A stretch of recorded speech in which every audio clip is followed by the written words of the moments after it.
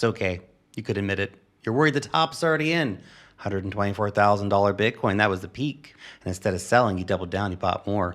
But what if I told you the US economy is still running hot? The Fed is about to flip the rates, and those so-called bubble signals that everyone fears, they might just be noise designed to shake you out of your relatively cheap Bitcoin. And Bitcoin might feel late cycle, but the macro says there's still a lot of room to run. So stick around because the data, not my opinions, okay? The data might surprise you. Let's get the uglies out of the way first, okay?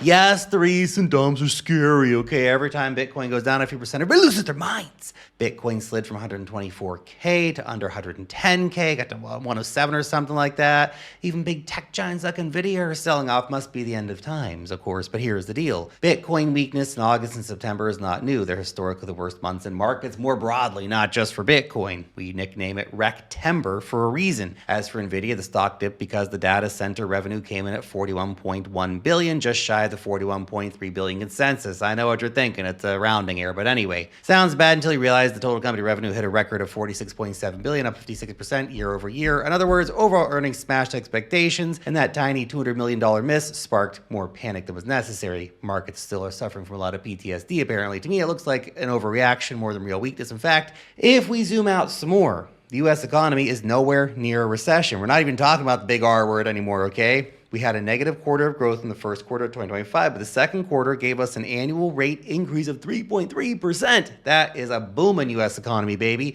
And there's more good news. The Atlanta Fed's GDP Now model currently estimates the U.S. real GDP will increase at an annualized rate of 3.5% for the third quarter of 2025. That's hot, baby. And speaking of GDP, did you know that consumer spending makes up more than 2/3 of the nearly $28 trillion U.S. economy? When consumers spend, companies earn more, they expand, they hire more workers, people have more money to buy dog coins. Those jobs, of course, put more money back into people's pockets, right? That just fuels more spending cycle, more earnings, blah, blah, blah, blah. It's a powerful feedback loop, okay? Right now, the data looks strong. In July, U.S. consumer spending jumped 0.5%, the biggest increase in 4 months. You may, only 0.5%, but that is trending upwards, okay? All this gives us more reason to believe that maybe, just maybe, we're in the extended cycle. Markets don't have a good reason to just magically dump and go to zero in a few months' time. For a while now, we've been suggesting that Bitcoin and by the extension, the entire cryptocurrency market is maturing. This time is not different. It's the same, but we're entering the maturation phase of this new asset class. That means it could break away from the old 4-year cycle and start moving more in line with traditional business cycles instead. Sure, that makes crypto less predictable per se, but it also makes it a little more predictable because we can just use existing economic models that have a lot more history compared to crypto, right? Here's the good news. Business cycles usually last around 5.5 years, which is around the average length of a bull market, by the way, for stocks, which means that the party might still have quite a bit of time left. The business cycle has 4 stages: expansion, peak, contraction, and trough. Right now, Fidelity says the global economy is still in a solid expansion phase, though it's uneven across countries and policy is creating uncertainty, like the tariff stuff. The US is seeing strong mid-cycle signals alongside a few signs of softening. In translation, the economy is still in good shape. We've got runway before the bartender calls for last drinks. The Carson Group, of course, backs this up. They don't expect a recession in 2025, and note that this bull market is only half the average length of 67 months right now. In other words, this cycle is still relatively young, and if crypto correlates more with stocks and the broader macroeconomic scene and business cycle, then we still have room to go. Well, investment firm Bernstein also expects to top within 6 to 12 months, aka, again, lots of fuel left in the tank. Now, before we get into the next part of this conversation, guys, when it comes to trading, Femex is the exchange that delivers deep liquidity, worldwide access, meaning it doesn't matter where you live in the world, you can use Femex, although you might need a VPN in some cases. They got rock solid security and got all the big coins you want to trade. And right now, they're giving you even more reasons to jump in. Deposit $200 or more, make one single trade, and you get $50. Boom.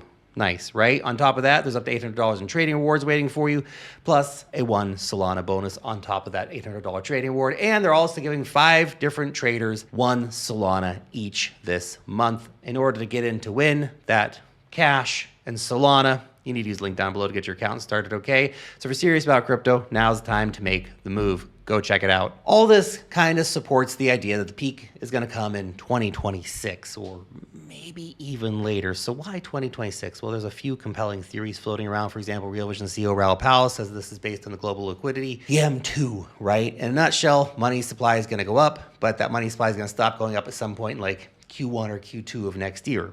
Okay, when that happens, money runs out in the system to keep pushing assets up, we correct, okay? Now look, depending on who you ask, the lag is anywhere from 2 months to 3 months to 4 months, whatever. Let's just say 3 months. The M2 is actually still going up and expected to peak potentially by the end of the year. So if that follows with the theory, then 2026 top becomes more likely. Some analysts saying that the global liquidity may not peak until Q2 2026, which again, summer top next year. So here's another reason why the real peak comes in 2026. The $33 trillion debt wall. Think of it like this. Governments and companies took out massive loans back when interest rates were dirt cheap. Now in 2026, a huge chunk of that debt, $33 trillion worth across advanced economies, comes due all at once. It's like a giant credit card bill hitting at the same month. For context, global debt is already around $315 trillion as of Q1 2024, and normally about $50 trillion gets refinanced each year. But in 2026, that number spikes by almost 20% to $33 trillion just in advanced economies alone, not counting the total global number. That's nearly 3 times their annual capital spending. The problem, those old loans were issued at near zero rates. Rolling them over at today's higher rates will suck liquidity out of the markets, which is another reason that we could see a topping event in 2026. When liquidity gets pulled out of markets, it means less money sloshing around for risk assets like stocks and high yield bonds in emerging markets, and of course dog coins. Unless central banks pump liquidity by 8 to 10% a year, which is more than they usually pump it, that 2026 refinancing wall could be the trigger that flips the cycle. Okay, Lark. You got some interesting points there on the macro stuff, but what makes you think we still have a leg up? Well, look, altcoin season has been the biggest blue ball tease of the cycle, hasn't it? Don't give up on altcoins just yet. Take a look at the total 3. This is the cryptocurrency market cap, excluding Bitcoin and excluding Ethereum. It's just pure altcoins, baby. See that ascending triangle? It often breaks up. Not convinced? Check the others chart, excluding the top 10 coins. Same setup. Last time this happened, it pumped by 88%. Here's the kicker. Markets are not frothy yet, man. Where's the irrational euphoria been? There hasn't been any. Every bubble has a roadmap as laid out by economist Hyman Minsky. Stage 1 is displacement, a new paradigm like AI, robotics, Bitcoin, whatever, okay? Then comes the boom. What do we see? Institutions FOMOing into Bitcoin right now, into Ethereum, into tech stocks, right? Next is the euphoria, where even dumb money wins big off of monkey JPEGs. Remember that? Man, the day I saw those monkey JPEGs coming to the market, I didn't smash buy. What the hell was wrong with you, Lark? Anyway, look, this is where we're headed. We're headed towards the euphoria stage. Then comes, of course, the profit taking when smart money quietly sells. The people who have been accumulating over the last couple of years will sell to the newcomers, okay? Finally panic when everyone rushes for the exit because they realize you just run out of buyers and prices are starting to go down. And if you're not sure where we are, look at the data. Google searches for Bitcoin and altcoins are nowhere near 2017 or 2021 highs. Rolexes, Jets, Lambo flex on social media, very, very little of it. And your long lost cousin has not called to ask you what dog coin to buy yet, okay? So here's my take. 2025 will likely not be the end of this cycle. I think we get a decent local top at some point in Q4, but the real peak looks more like 2026. Why? Because we're still missing the froth. We're still missing the most important elements of a market cycle. AI stocks could still keep melting faces because there's real shit backing those up. The real FOMO will kick in. Smart money will exit. Panic will follow. It always happens the same. We haven't had those key things happen yet. Now, what's going to trigger all this? Maybe it's going to be AI stock crash, a leveraged crypto treasury blow up, weak jobs from automation, geopolitical shocks with China. Moody's even sees a winter coming by late 2025 or early 2026. We still don't know what event or events will cause it to pop, but some shit always happens, doesn't it? So don't forget to take money off the table if you made a bunch of money. When it does, when the things break, make sure you're the one popping champagne, not smashing vodka to kill your pain from not taking profits. Someone's got to sell at the top. Let it be you. Someone else needs to buy at the top. Make sure it's not you. Don't be the last one holding the bag.